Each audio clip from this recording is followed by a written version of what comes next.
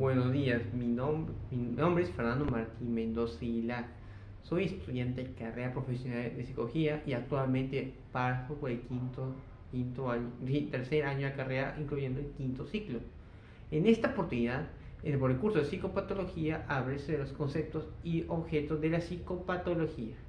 Primeramente vamos con los conceptos de salud y de enfermedad mental.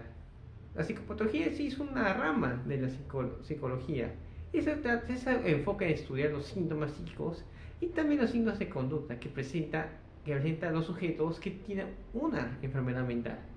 O te puede decir también que llevan de la mano a las enfermedades físicas o son secundarios a los tratamientos farmacológicos de las enfermedades. El estudio de estas enfermedades o también síndromes mentales que reúne un conjunto de síntomas y signos psicopatológicos, lo que hace la psicología clínica y la de la psiquiatría. Pero ¿cuál es la diferencia de estos dos? Se puede decir que primero la psiquiatría, eso se permite usar fármacos o también medicamentos. En cambio la psicología clínica no se permite. Actualmente se llama trastorno, en vez de trastorno mental, aunque antes se llamaba enfermedad mental, que se diagnostica por criterios de expertos en la materia. Esto depende del caso del médico que lo trata, lo cual no es fácil a veces, y el médico tiene que limitar por su impresión sobre tal, a la espera de que la evolución o la respuesta a los tratamientos pueda aportar información lo suficiente para establecer un diagnóstico definitivo. Los trastornos mentales tienen dos grandes características que pueden presentarse juntas y separadas. Una es el intenso sufrimiento psíquico del paciente que dificulta seriamente su vida normal. O sea que el paciente sabe que está enfermo y sabe que tiene unos síntomas que dificultan seguir su vida y seguir una vida normal, como ya mencionamos. Y el otro es la generación de sufrimiento en las personas de su entorno, pues la conducta patológica les inflige daño físico y psicológico en esos campos. Se podría decir que es cuando tú como persona sientes bien o cual no estás, pero afectas a esa gente que quieres, a su familia, a sus amigos alrededor, haciendo conductas que tienes que destacar, digamos, damos un puño, lo estimamos física o con palabras que no queremos decir. En la delimitación de la frontera entre la salud y la enfermedad mental, se han utilizado varios criterios subjetivos, objetivos, sociales y profesionales. El criterio de malestar subjetivo es el que lleva a la persona a acudir a un especialista. Esto porque esta la estudie y la trate. Pero sin embargo hay casos de enfermedades mentales en las personas gravemente enfermas se consideran en realidad sanas. Esto debido a que no lo sienten que están diferentes al resto. Por contrario, dicen que tienen una buena conciencia de enfermedad y esto suele ser un signo de mejor pronóstico. La salud mental no es sinónimo de normalidad, entendida como apariencia y comportamientos normales, pues a veces las personas no exteriorizan su enfermedad y aparentan ser normales, mientras que por dentro, obviamente, como se dice, la enfermedad va adentro.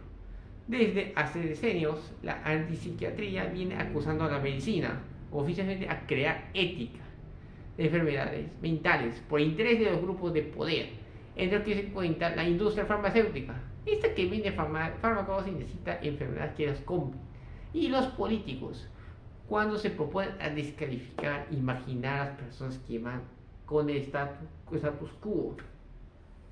La ética profesional impulsa a los profesionales de salud mental a esforzarse y al día en los conocimientos y aplicación de los criterios de la salud y enfermedad mental, para que puedan actuar a modo habitual entre los diagnósticos de las personas.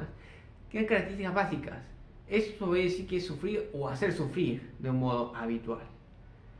Ahora hablaremos de la definición, otra definición, segunda parte, que es la definición de la salud mental.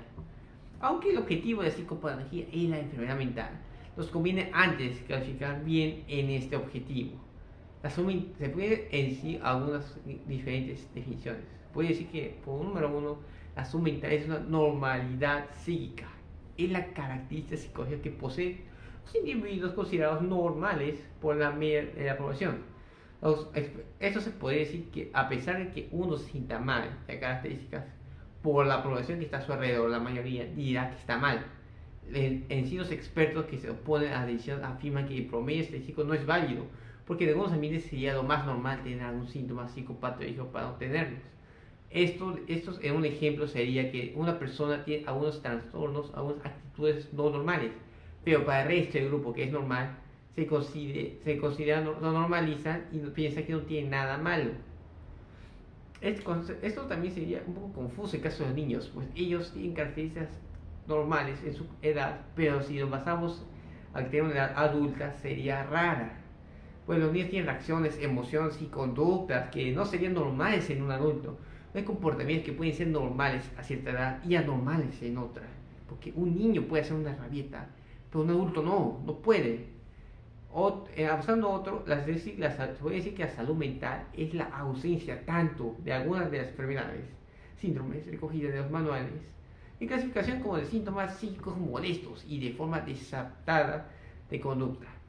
La salud mental, puede ser como tercera que la salud mental sobrepasaría la noción de ausencia, de enfermedad, pues puede ser un sentimiento habitual de bienestar y disponer de las facultades de ejercer plenamente las capacidades físicas, emocionales, intelectuales. Una sociedad, digamos, occidental se focaliza mucho en la búsqueda del bienestar. Esa línea, según la OMS, que es la Organización Mundial de la Salud, define que la salud es un estado de completo bienestar, tanto físico como psíquico y social, y no simplemente la ausencia de estos síntomas o enfermedades. Y bueno, como cuarto sería que algunos autores afirman que el término de salud y de enfermedad no son categóricos.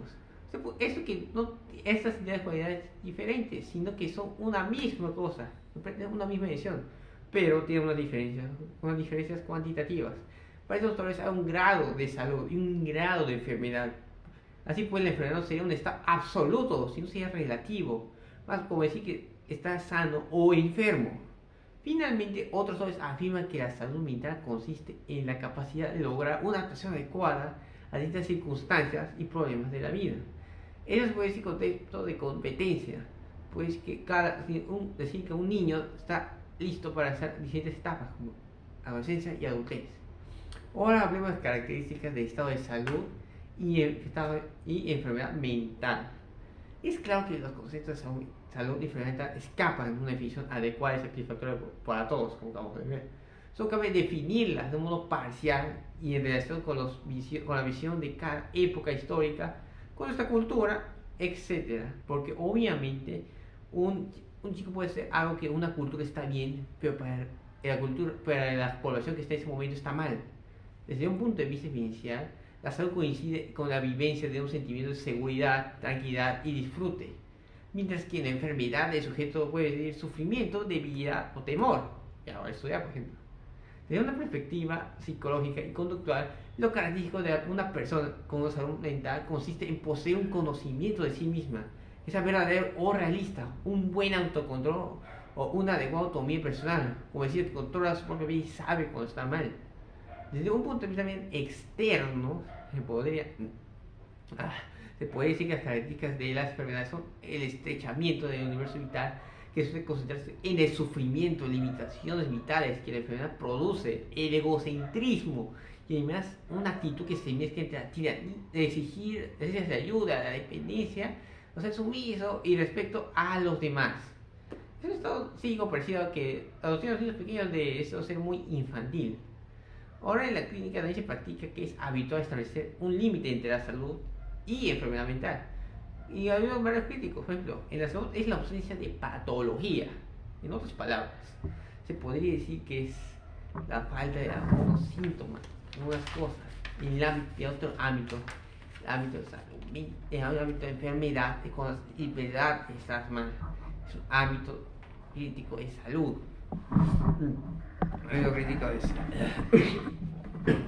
El ámbito de enfermedad puede dar síntomas, un signo clínico. Obviamente, si yo hago cierto la garganta, por ejemplo, o fiebre, no estoy bien, es una enfermedad. Por ejemplo, también desde el inicio de psicología, como ciencia independiente y de la filosofía, a finales del siglo, la mayoría de investigadores se han agrupado en varias corrientes teóricas. Por ejemplo, son claro, Además, en sí las características, cada una de ellas se recoge por expertos en todos los manuales de psicología y de psiquiatría y son las siguientes. Primero, la corriente biologística o homocentista, si me cuesta decir su nombre, afirma que la salud y la enfermedad mental dependen de cómo funciona el cerebro, como órgano que está determinado por factores genéticos y metabólicos y endocrinos, lo mismo por agentes externos o que pueden interferir en la función cerebral. Como por una parte la corriente psicodinámica o analítica. Esta afirma que el funcionamiento psíquico depende de ciertas fuerzas instintivas, instintos, que la gente social ponga a la satisfacción placentera de esas necesidades de determinar el modo de ser mental. Digamos, si yo tengo que hacer algo y que es instinto natural, lo voy a hacer. A eso me refiero. Ahora, la corriente conductista. Esta afirma que el modo de ser, de comportarse, es una consecuencia de una experiencia.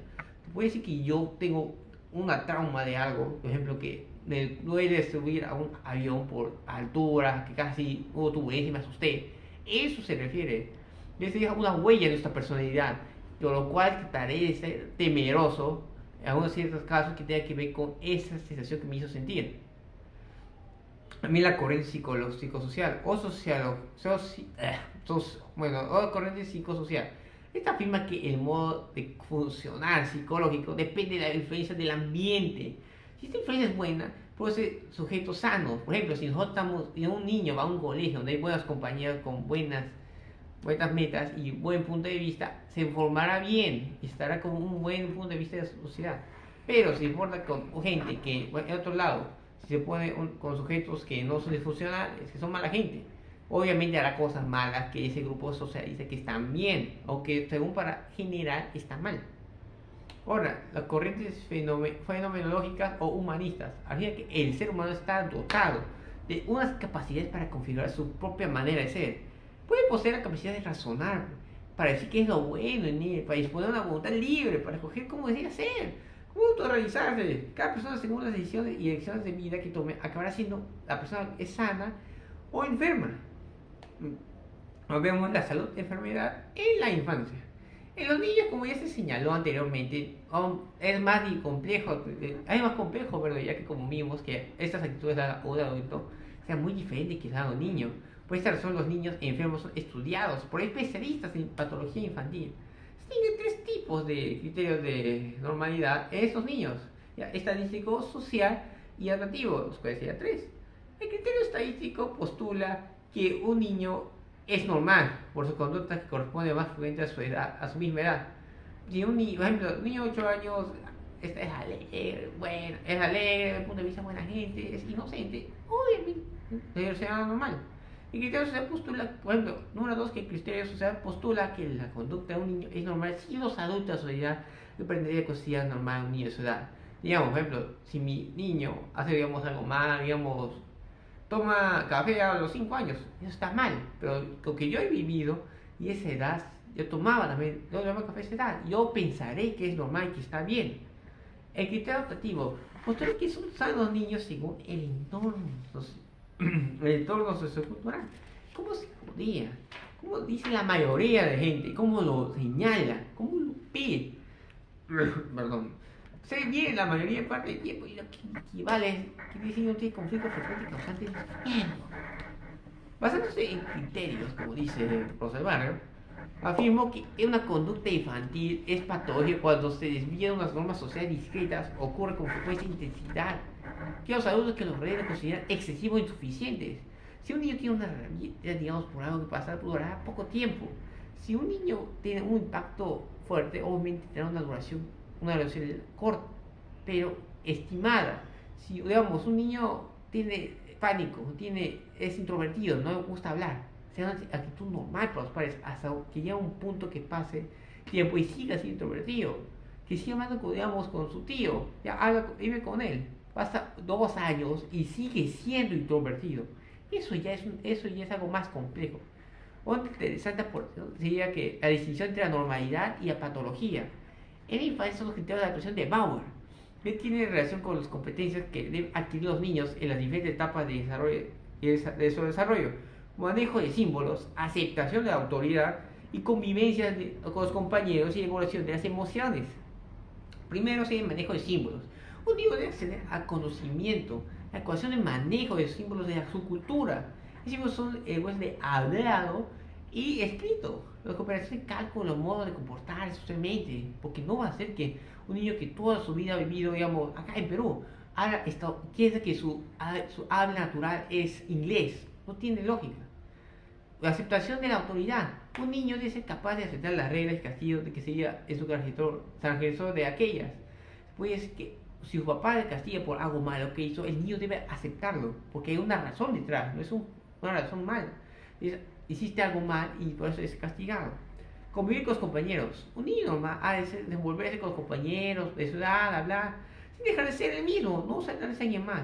De lograr permanecer su grupo sin saber relacionarse en entrenamiento que en la vida adulta. Porque si sabe hablar con sus compañeros de misma edad, podrá ser adulto con gente de su misma edad, relacionarse como él mismo ser y no tratar de cambiarse. La regulación de emociones. El niño debe adquirir control de su reactividad emocional a los estímulos del ambiente. Esto supone que el signo e intensidad de sus respuestas emocionales sean congruentes en el estímulo que produce y con la edad del niño. En esta área de competencia, los extremos patológicos son excesiva emotividad y frialdad de emociones. Cualquiera de estos tipos de trastorno infantil puede afectar a su niño si no cumple esto. Podría ser que no sabe razonarse bien, no está de acuerdo con las cosas y podría costarle en un futuro. También puedo decir que según nuestra edad, los niños menores de 6 años, digamos, son frecuentes a trastornos leves, entre un 25 o 50%. De un niño representan algunas perturbaciones. De los de 6 a 12 años, la presentación de esos trastornos desciende mucho y solo presentan un 12-19%, que trastornos a ver que se da suelen ser más resistentes, que se mantienen más con el tiempo hasta y pueden ser más duraderos. En pocas palabras, se puede decir que los niños menores de 6 años son muy frecuentes a tener trastornos menores, pero que tendrán buen pronóstico y buen futuro. Pero que mientras los niños mayores de 6 años tienen pocos trastornos, pueden ser más efectivo, puede ser más malo y tener un peor pronóstico. Digamos, en la adolescencia la frecuencia de los trastornos psicológicos vuelve a subir, pero con las características propias de la característica.